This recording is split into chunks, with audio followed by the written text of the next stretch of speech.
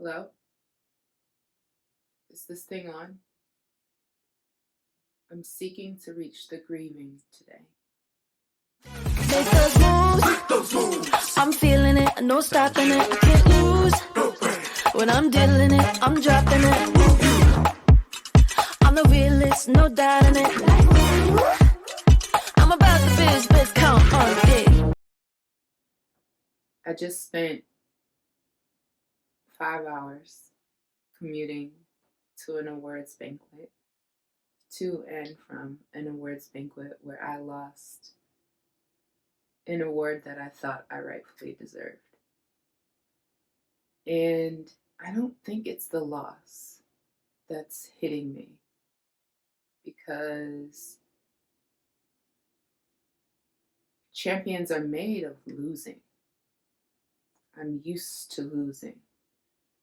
It's the emotion of grief from the multiple losses I've been experiencing lately that's taken over. And as I'm riding on the way there and on the way back, I'm listening to the most emotional music. Love ballads that resonate with heartbreak, and country music that brings out the desire to drink. And as I'm sitting there, I'm hit with the realization that one of our biggest problems is our discomfort with feeling emotion. As I sat in the awards banquet hall before I left early, the disappointment that I felt, the grief that I felt overwhelmed me. I just had a nervous breakdown. See the previous episode for more context on that. So my emotional regulation is a little off. And as I sat there, checked out, I could feel others' discomfort with me. Whether someone was coming to say, "It's great to see you," and I just really wasn't able to give them the smile they were looking for, or the inspiration that folks have grown accustomed to me providing. I'm grieving. I'm grieving job loss, romantic loss, health loss, loss of recognition, loss of a community that really doesn't align with my values. I've fostered community from one shared interest, which is cannabis smoke, and quite honestly, I don't have anything else in common with the folks around me. That's not what really interests me. That's not what drives me. That's not what motivates me. But it's what was cool at the time, and it gave me a false sense of belonging, and I'm grieving that loss. I'm seeking something more. I'm seeking connection around authentic feeling. And so as I grapple with my own emotions, I'm also contemplating, why are we so afraid to feel? I'm a Cancer, and all I do is feel. And I was inspired to come and hold space for feeling. I don't remember the first time I felt grief or sadness or depression. But I know that when I hold space to feel it, it consumes me. I can feel it weep up behind my eyes. I can feel it slow my breath.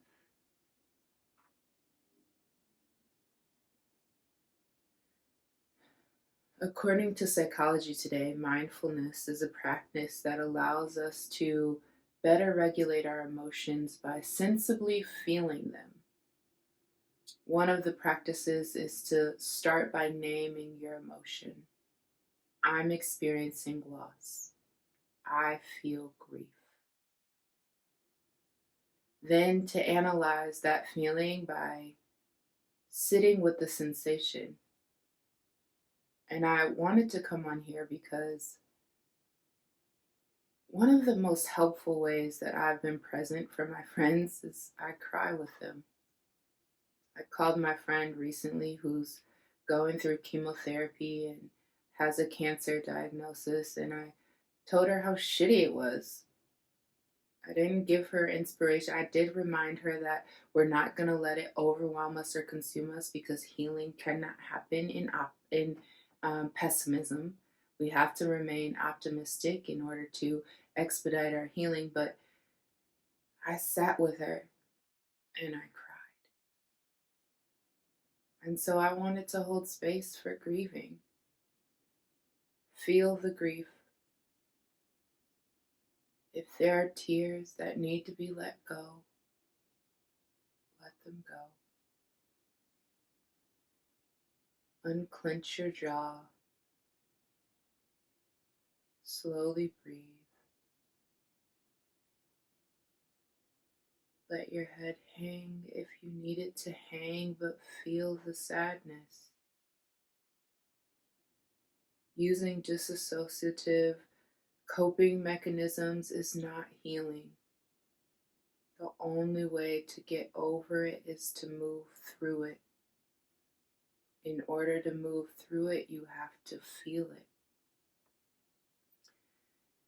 Luckily for you, I don't need to break down and cry on this recording as I spent 6 hours in the car crying. But if you need to feel that emotion, I invite you into this space to feel it. I hold you in those tears and in that grief and recognize the pain that comes with loss. And I want to extend to you compassion and grace and an acknowledgement that these feelings won't last forever. I invite you to explore where you think they might come from.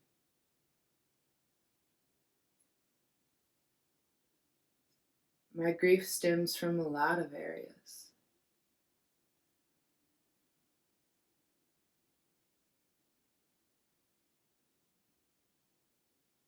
But tonight, it was the recognition that as a woman of color in this world, I will be consistently undervalued.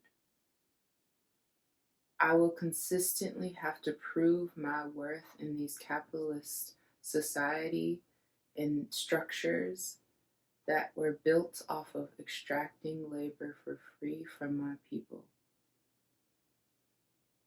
I will consistently feel a lack of belonging in spaces that aren't created for me.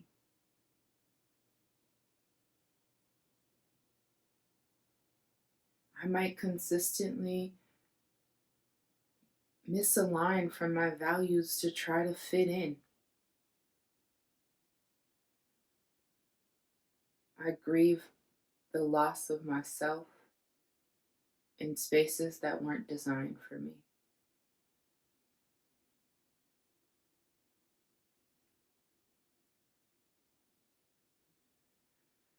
And I breathe deeply, acknowledging that there are some things I just have to let go of and detach from.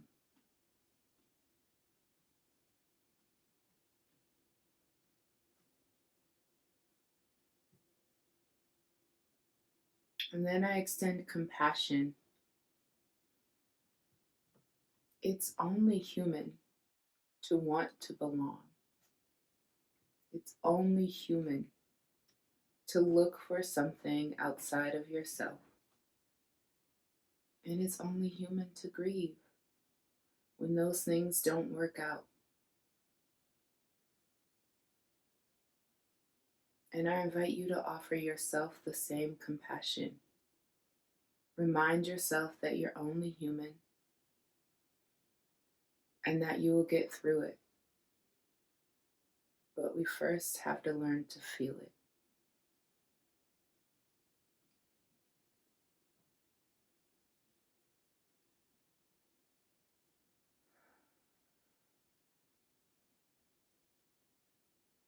And so, as you're feeling and reflecting, I hope that your grief lightens. And if it doesn't today, it will. It might always be there, subtly in the background. I remember my friend, when she lost her mother, told me that grief is like a big red button in a shoebox. And in that shoebox, there's a big basketball. And when you put the basketball in the box, that button is constantly being pushed. But over time, that ball shrinks. It becomes the size of a tennis ball. And sometimes when the shoebox is shaken, the tennis ball will hit the grief button. But it's not always there, as persistent as it was when it was the size of a basketball. And so that gives me hope that the grief will lessen and it will get easier. And then I'm reminded of my biggest grief when I lost my father. I write about it in my book, Sis, Your Copper, An Alchemy to Shine. It's a holistic healing framework that gives you 5 elements in your life to achieve balance. I go back to my book when I'm feeling imbalanced or emotionally overwhelmed, and I remind myself